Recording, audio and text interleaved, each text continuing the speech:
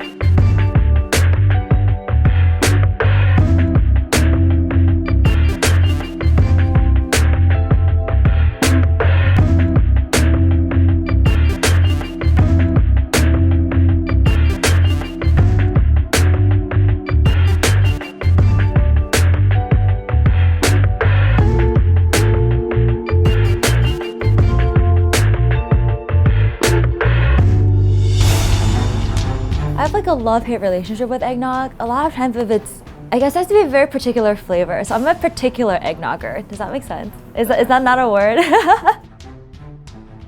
So this first one on the left looks kind of frothy. This one looks like soy milk. And I love soy milk, but I'm eggnogging today, so soy milk would not do. It's like very frothy on the top. This is cool.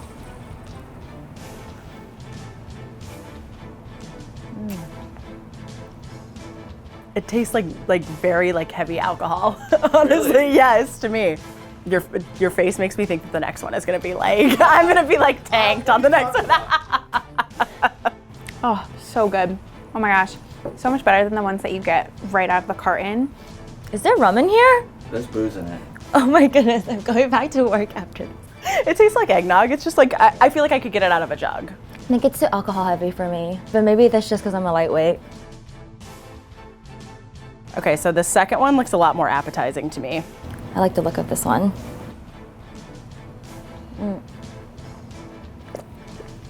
Oh my God. They're so alcohol-y.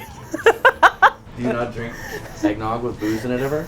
No, I do, but I wasn't expecting it. Maybe this is making me feel like my family has been shortchanging me all these years, you know? Oh, that was like a straight up shot just now. Definitely taste the alcohol more. It's like a little bit spicier. This one's definitely a lot spicier and more cinnamony. Like this is someone that parties, you know? This one, not so much. I think I like one definitely better. I think this is a nice daytime eggnog, but I prefer this one. I prefer the boozy one, number 2. Number 2? Mm-hmm. In terms of an actual eggnog drink, I think I like number 1 the best. It's a bit of lighter. I get a little bit more of that eggnog flavor. It's a little bit thinner, so it feels a little bit nicer. And I think the alcohol ratio is just more up my alley in terms of that.